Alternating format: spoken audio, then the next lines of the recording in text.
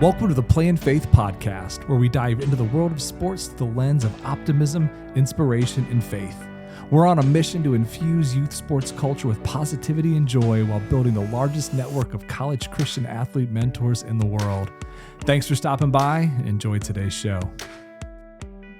All right. Hey, everybody. It is Coach Chris from the Play in Faith podcast. We are going to have some fun today. I am excited. We're going to talk some volleyball with future Indiana University volleyball star, Miss Ellie Hepler. You guys are going to love her.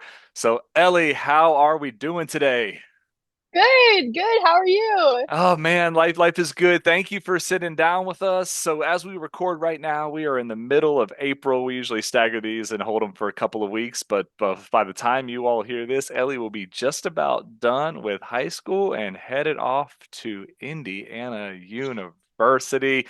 So I imagine, Ellie, it's a mixture of excitement and a little bit of nerves. So just tell us a little bit about what is coming up in the next couple of months. Where are you headed? Yeah, so end of May is graduation, so I'll officially be done with high school, which is crazy. And then actually the next day, I'm flying out to Europe with the IU volleyball team to go on a little bit of like a tour. We're going to be playing teams from like Portugal, Spain, and I'm super excited about that. And then once we get back, we'll obviously go into like camps and stuff that summer, but that's where I'm headed right now, So that is crazy. So we were joking around before we went on air. Like, are you ready to be done with high school? You've got to be over at this point. Like the hay's in the barn. You're headed to like your dream school to do what you've always dreamt of doing. And so literally the day after you graduate, you are going on a European tour with your college volleyball team. Yep. It's got to make like a history final just seem silly right now. 100%. 100%. Oh my goodness. Well, that is really, really wild. So did you know all of this like when you first started the recruiting? Is this a normal thing? Is this something that all schools at this level are doing, or kind of a perk of being at IU? Or yeah, I think it's starting to become more common, especially at the top programs. But I think IU goes every 4 years to a different place to travel and play all these national teams from Europe. So.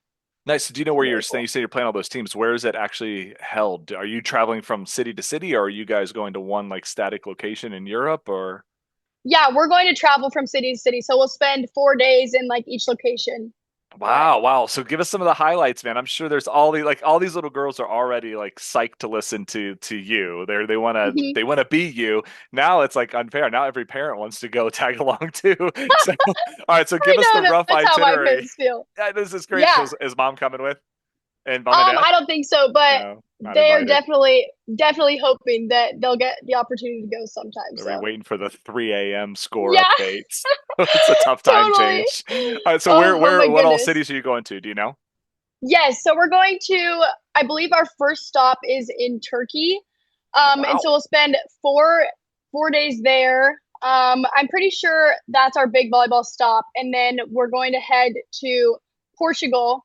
I'm not sure when, but I know we're going surfing at some point, which is a little nerve-wracking because I've never been personally, and I'm not going to be very good at it, but we're going to try it. So I got a funny feeling you'll be fine. So this for like most of our audience is American, like that is quite a travel gap. Yes, like Turkey 100%. And Portugal are not next door for our non-geography buffs. You're going to cross quite a few countries in between there. So, wow. Well, that is super exciting. So obviously the future is so bright. You're headed off to your dream school, but things like this don't just happen on accident. It is quite a path and a journey to get there. So let's go way back. So when did you first start playing volleyball? And then second question is, when did you not just start playing, but realize like, I want to play, right? I'm not just bump set spite at recess. Like I want to do this. Yeah. Okay. This is kind of the stereotypical answer, but my parents like to say that I was playing volleyball before I could even walk. My mom said that she would toss me balls and I would just barely have my hands together and try to kind of pass it back to her, But my dad and I growing up, we would play against my front door.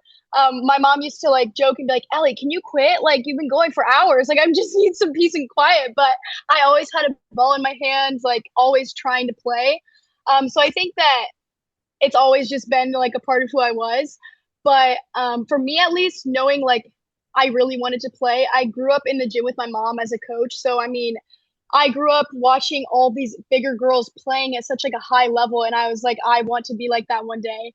And back when I was, I want to say 9, one of my mom's former, like, just kind of acquaintances, John Shondell. I'm not sure if you know who that is, but he Yes. was. So real quick for anyone at home, like if that sounds familiar and you caught her mom's episode, so we had her mom. Oh, yes, Like so yes, of so course. yeah, yes, yeah. So yeah, sure. Go ahead. I'm sorry, go ahead. Yes, yeah, no, no, you're totally fine. But my mom had posted like a video of me like serving a ball, I think, and John had reached out to her and asked like, "Hey, we're in West Lafayette, which I know is pretty far, but we'd love to have Ellie on our travel team."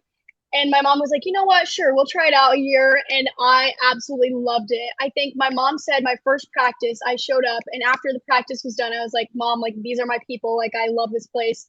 And right then I knew that that was what I wanted to do, and I never left. I've been there for the past 10 years, so that was That's huge for me. But See, that's incredible. Where I always like to walk the fine line here because we have some conversations and we've had some guests on that are appropriately concerned about some of the things that are happening with youth athletics, the extreme mhm, monetization, the massive level of commitment being required at a young right, age, and sometimes even the way it's being portrayed to parents of do this or else you right, can't possibly. And so we always talk about where that fine line is. And by no means are we anti-sports, obviously, right? mhm, That's all we do is talk about sports. 100%. But I think it's huge that the athlete is driving this more than mom or dad. And Yes. so by age 10, obviously your mom has access to all these opportunities given what she does for a living, but you Mhm. knew, like you were the one saying, Mom, I want to drive. And for those of you on our national audience, West Lafayette to here, it's about a 2 hour drive, hour 45. Oh, you're Warsaw, Yep. it's a little closer. About an hour 45. Yep. Yeah, that's a hike. I mean, so we're 3.5 hours in a car, 2 days a week, 3 days a week, Mhm.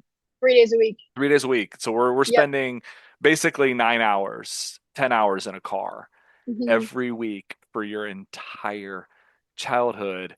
That Yep. is quite a price to pay Yep. if you don't love it, Yep. right? So I'm just curious at any point during those 8, 9, 10 years of this, were there some times where you're like, "Ugh, I don't want to go, I mean, right? yeah, sometimes the drive does feel taxing. You're like, well, man, like all my other friends, they're just driving a few minutes to practice and coming home and they have their whole like night. But I actually think that it was really good for me because I learned a lot of like time management. Like I did a lot of homework in the car. I mean, we read like the Iliad freshman year and that is just so awful, but I was able Oof, to get a lot of it done like reading in yeah. the car, which was really nice actually. Good But thing that wasn't audio. That's a tough one to drive through. Whew. oh my goodness, I know.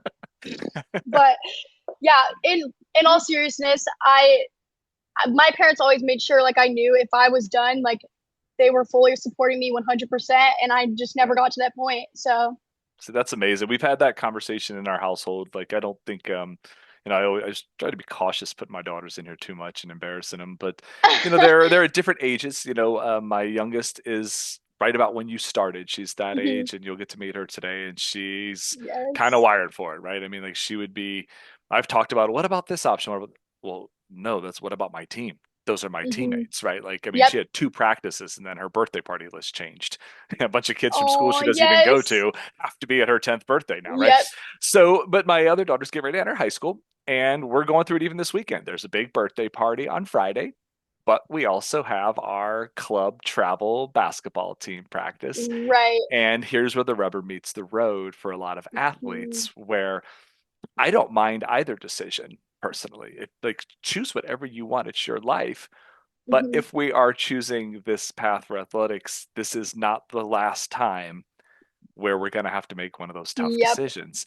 So, how did you deal with that part of the commitment where there were dances and parties you didn't go to? There were birthday Mhm, parties, there were sleepovers, there are things that some of your friends had a more normal life are doing right.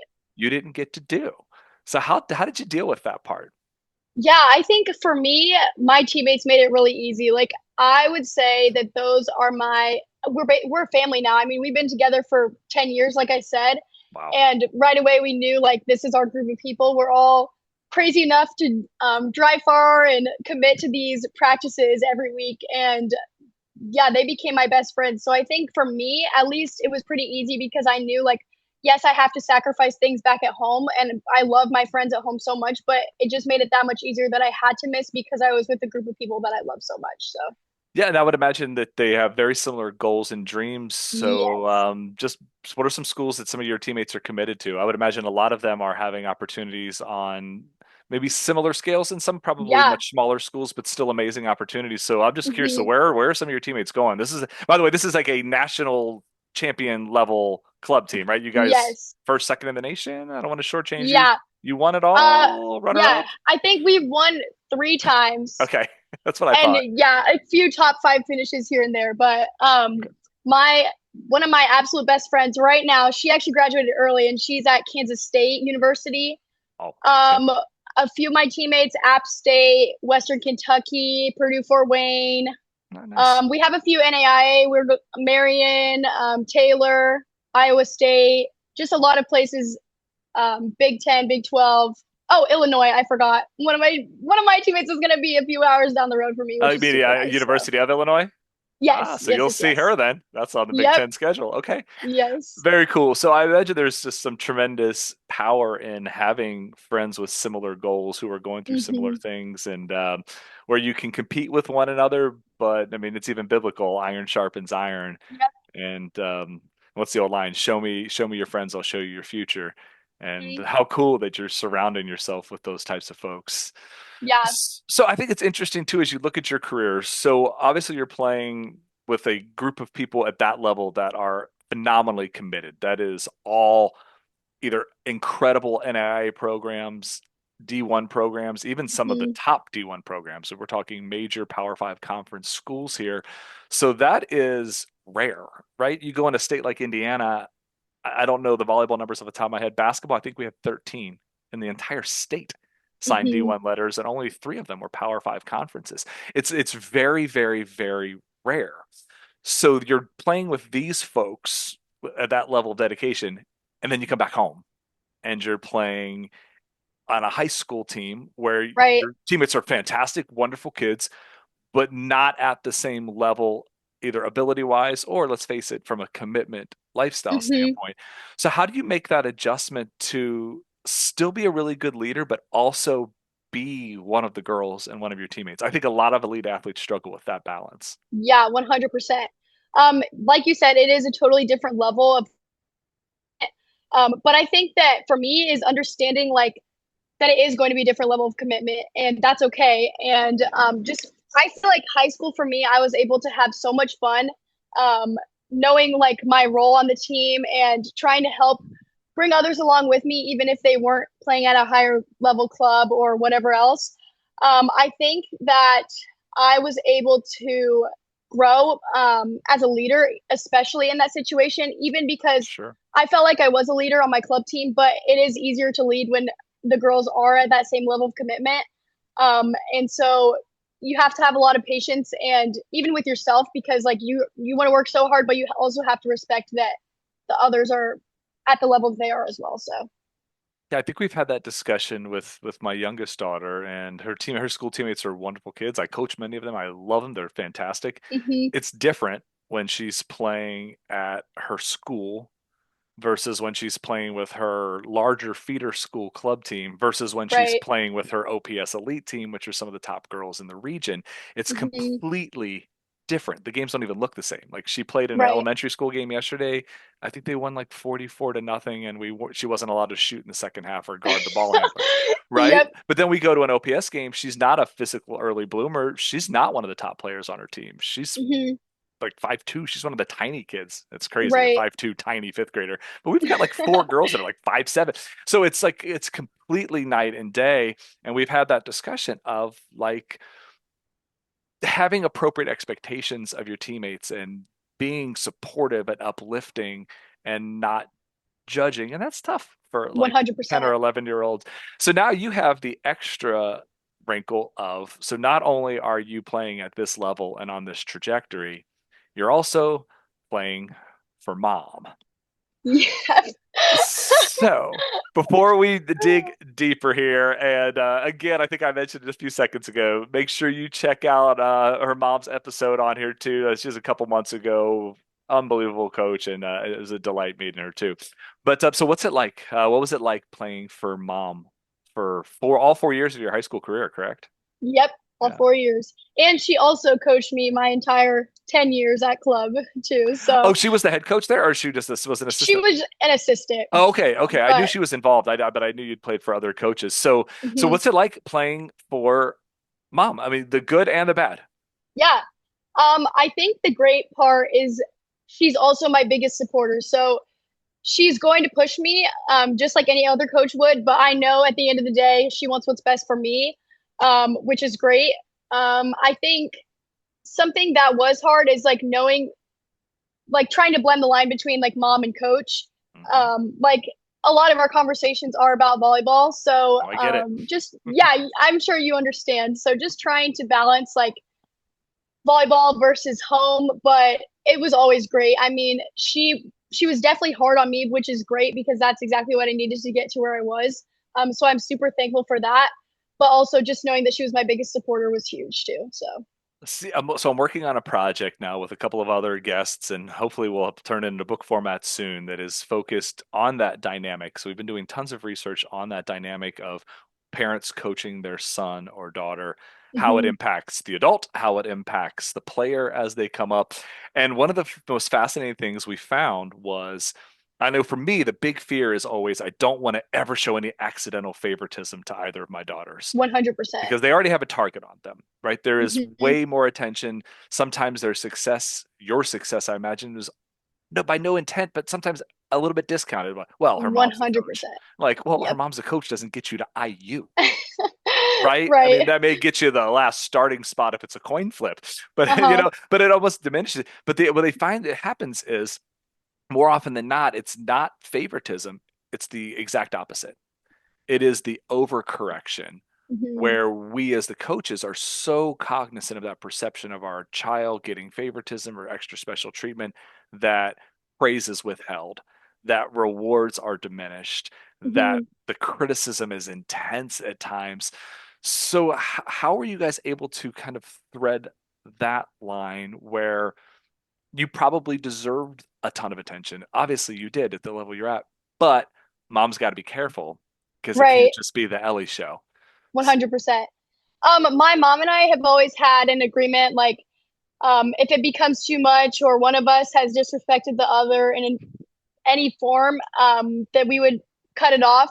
But I feel like our personalities just mesh so well, and I feel like I've learned even so much from like a coaching standpoint, from her, that I understand like she's getting hard on me not because, not to be mean or to be rude, but to grow me as a player, and she knows my potential, and that's how she's going to get it out of me. So Yeah.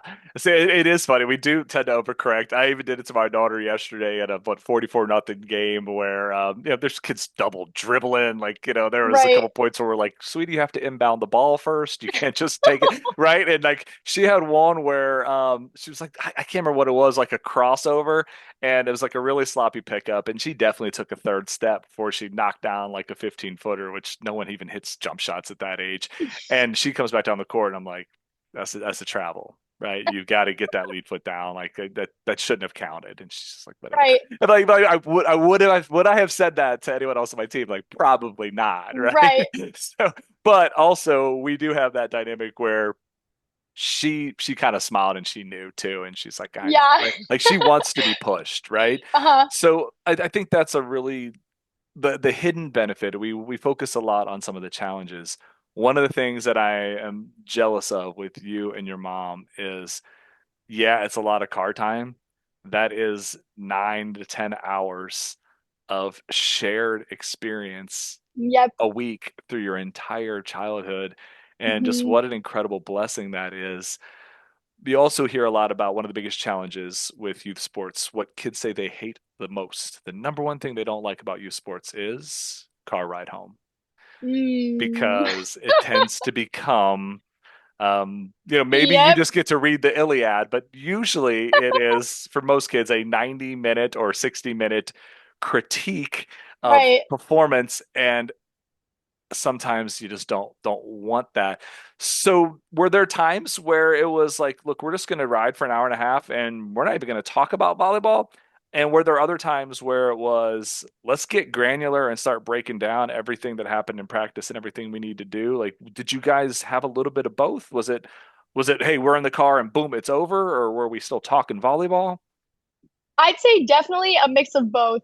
I can think of a few times where it was that car ride that every kid is like, Enough mom, like already. stop talking to me, I'm done. Like, Oh I yeah. like I know I played bad, whatever. But there were also a lot of, like, I'd say a lot of the time my mom and I like to strategize, like analyze the game, like Oh what yeah. went wrong, what did we do well. Especially playing for her like for so long, we both can almost not read each other's minds, but we know what others thinking. Hmm. So that was actually, I'd say, a fun part of having your mom as the coach is I'm able to see it from like the coach's standpoint. She's able to see it from the player's standpoint, which is really helpful. But yeah, a few times we had a car ride where I was just like, enough, But every kid Yeah. has gone through that. So, I think it's cool though, is it becomes almost like your love language where, yep. my daughters both play volleyball too, and my youngest is super excited to ask you some volleyball questions, but we tend to talk Hmm. hoops more just because I'm their coach and we spend a little Right. I think that's where they're a little stronger out of the two. But I mean, it is there will be times where it's like, okay, no basketball, and there'll be other times where we're talking like intricate like plays and strategies, Yep. and like who gets to have that conversation with a 10 or an 11-year-old kid? Right. But then the cool thing is, as they grow and develop, you just see the massive difference in the way they process the Hmm. sport, and what a really cool advantage it is, assuming the kid loves it, which Yeah. obviously you do. Right. Right. So I'll give you a couple, like, let's switch topics a little bit here. So obviously you are happily committed to Indiana University. They are Yep. jet setting you all over the globe from day one. Um, at your level, it's a little different. We have a lot of guests on, especially at the NAIA, even to the low D1 level, where this process might really kick in summer after junior year, sometimes even Hmm. senior year.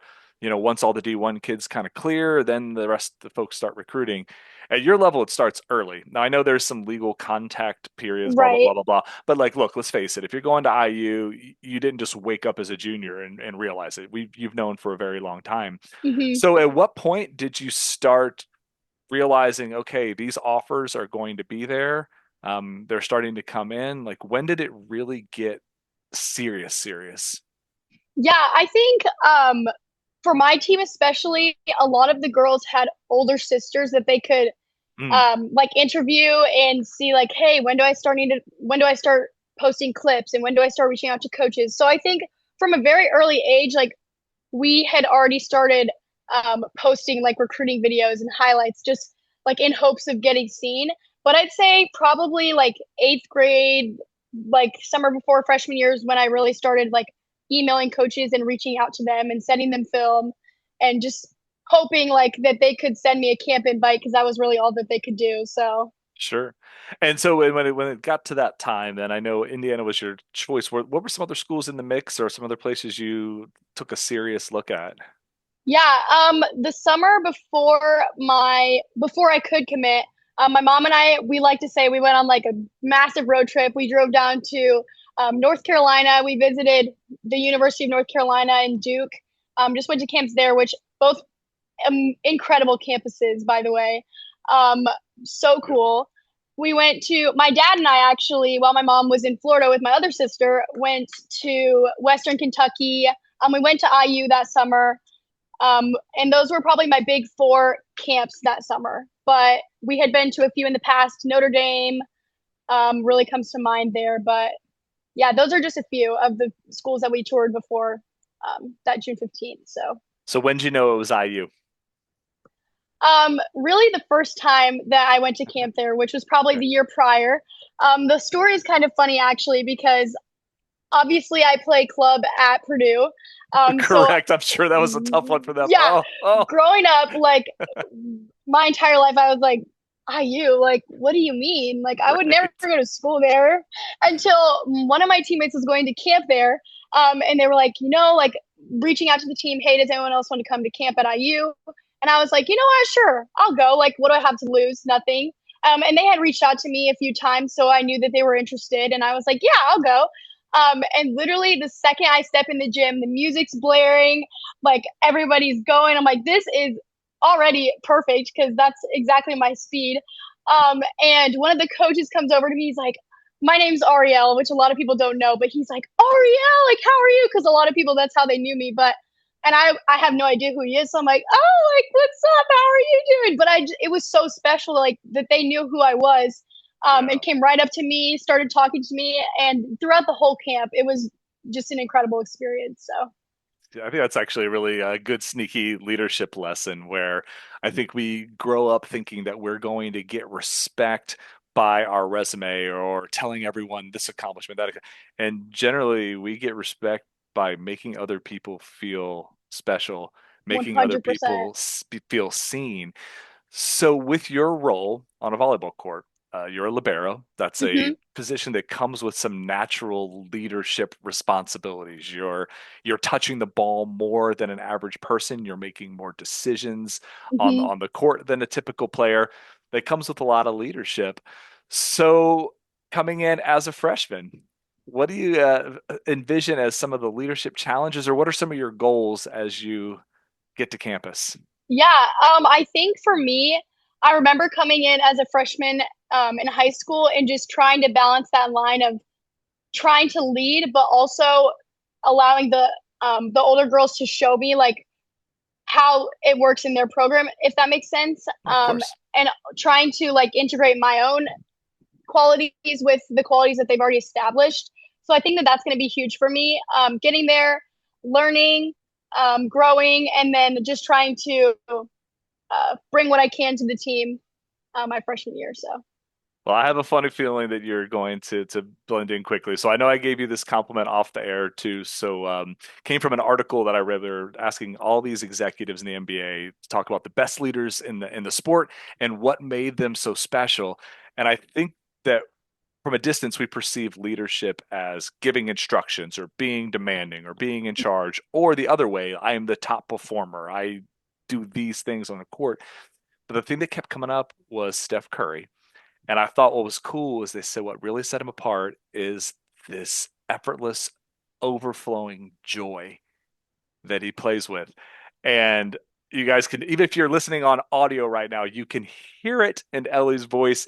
You radiate joy in a way that is not common, especially at your age, like this comfort, this joy.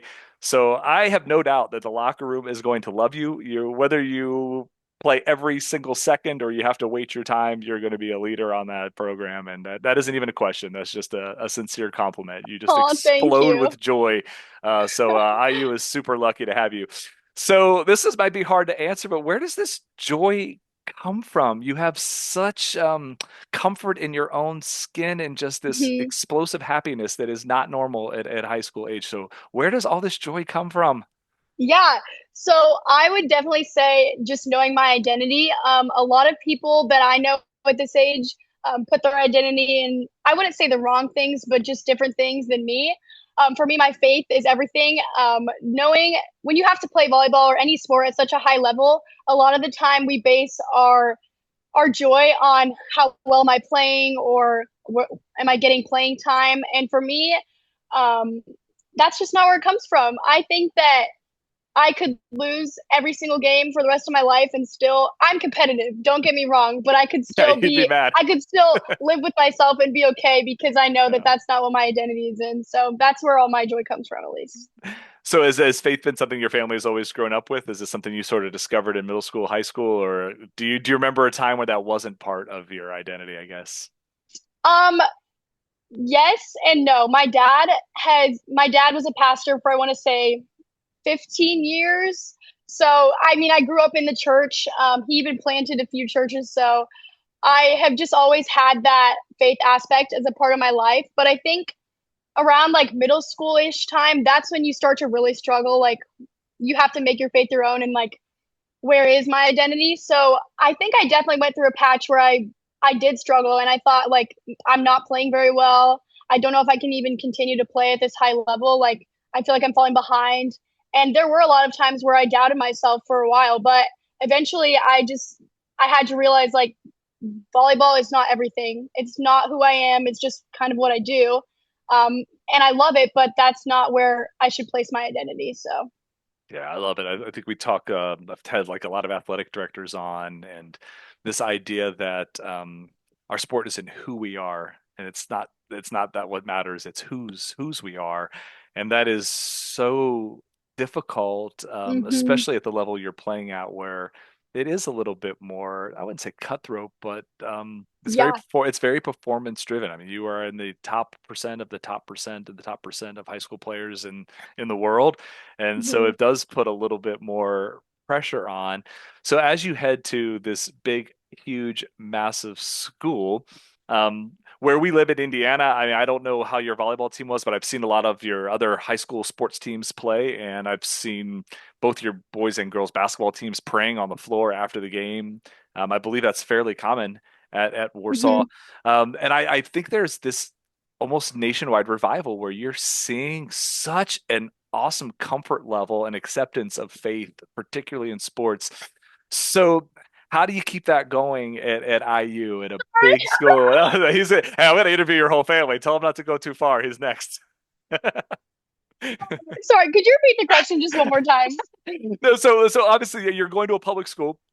And I'm sure you probably have many, many teammates that'll be Christians. You'll probably have plenty of teammates that are wonderful human beings that don't put their identity in Yeah. Christ and in faith, and maybe even other religions. That's perfectly fine and wonderful. But how do you continue to bring that faith-based joy as you head into a big school? Because you have a really, really, really cool opportunity and platform with the Yep. success you've had to be that light of the world, right?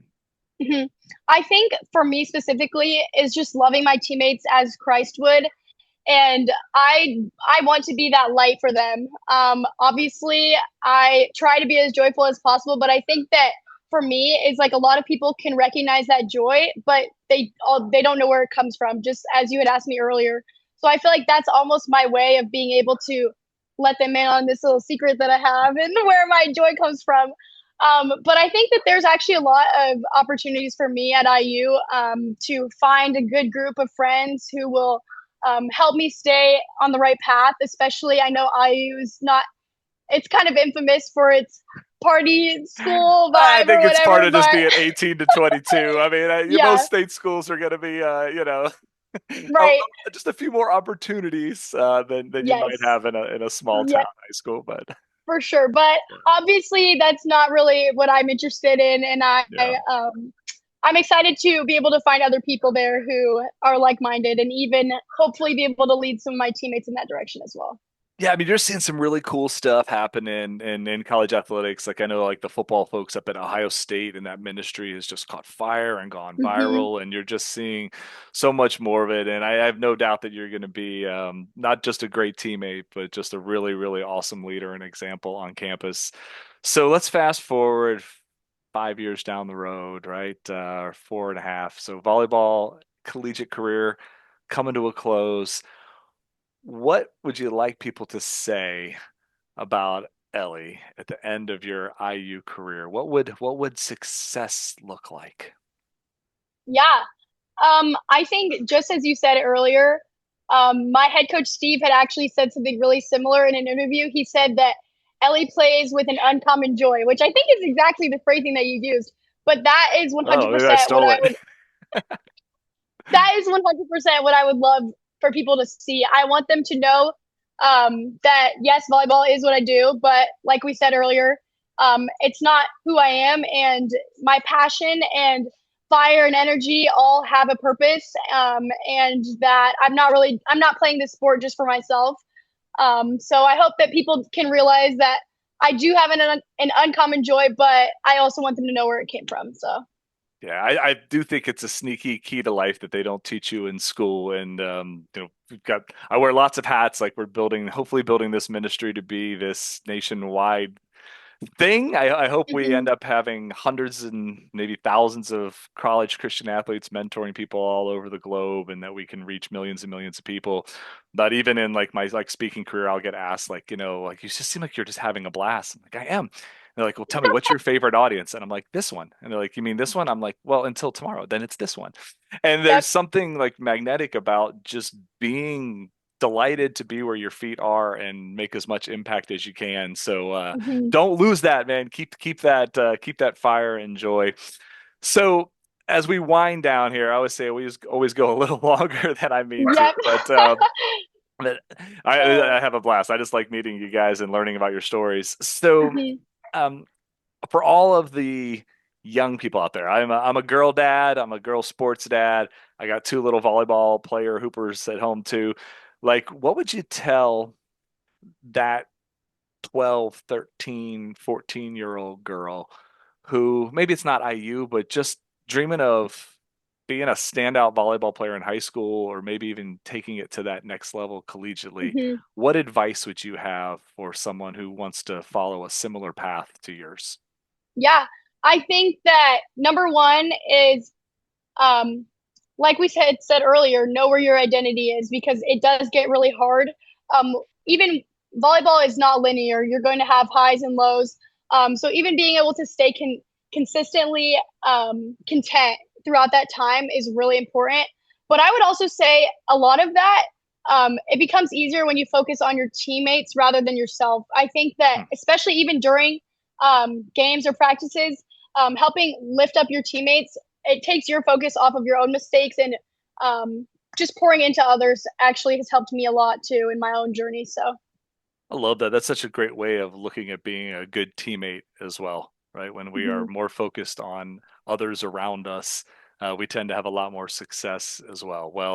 Well, Ellie, thank you so much for your time. We are absolutely going to be praying for you as you head off to Indiana and do great things both on and off the court.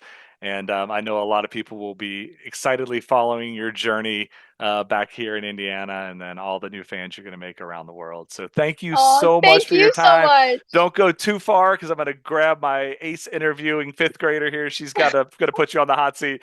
But for now, we will give you a brief break and just say thank you. We will be praying for you. And go Hoosiers, man. Congratulations. Thank you so much, Chris.